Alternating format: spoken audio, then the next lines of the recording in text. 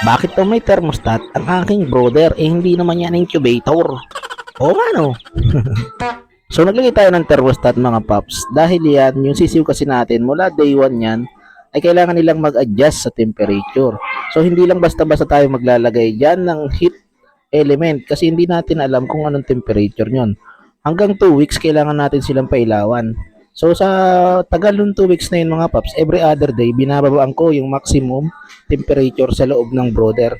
Sa ganung paraan mga paps, natutulungan natin makapag-adapt yung ating mga sisiw para kapag 2 weeks na wala na silang heater, medyo sanay na sila dun sa temperature lang ng ating environment. So kapag naglagay lang kasi tayo ng heater dyan, fix na naka-on, so hindi natin alam baka masanay sila sa mainit kapag ka nagdesisyon ka na ibababa mo na yung mga sisiw mo o ilalabas mo na dyan sa brother, matatamaan sila ng hangin, so mabibigla sila mga paps. So yung ganun kahalaga yung ating thermostat dyan. So yan lang. Salamat.